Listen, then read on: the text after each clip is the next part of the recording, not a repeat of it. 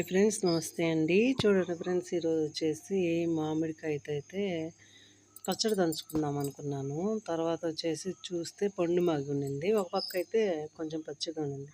సరేలే కొంచెం రైస్ చేద్దామని చేస్తున్నాను. చాలా బాగుండింది. ఫస్ట్ వచ్చేసి ఒక కడాయిలో ఆయిల్ వేసేసుకొని పల్లీలు అలాగే ఉంటాయి కదా ఉద్దిపప్పు శనగపప్పు అయితే కొద్దిగా వేసి వేయించుకున్నాను. ఒక ఇద్దరికైతే రైస్ సరిపోయింది.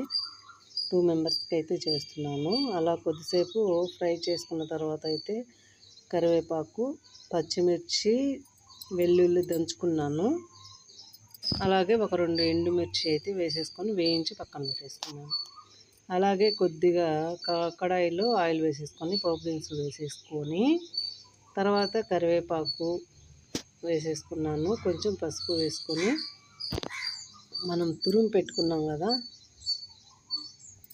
కొంచెం సాల్ట్ వేసేసుకొని తురుము పెట్టుకున్న మామిడికాయ అయితే అదే కొంచెం పండుగా ఉండింది, కానీ అంటి మామిడికాయ అన్నమాట. అది వేసి అలా కలుపుకున్నాను. టేస్ట్ బాగుంది. కొంచెం రైస్ వేసి కలిపేసాను. ఓకేనా ఫ్రెండ్స్,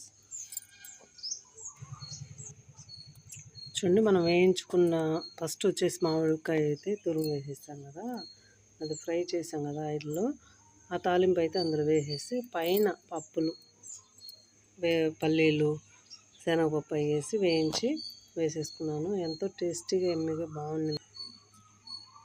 చాలా బాగుంది. తీయగా కారంగా పుల్లగా ఉండింది. ఓకేనా, నచ్చితే లైక్ చేయండి, షేర్ చేయండి, కొంచెం సపోర్ట్ చేయండి, సబ్స్క్రైబ్ చేయండి. Thank you for watching.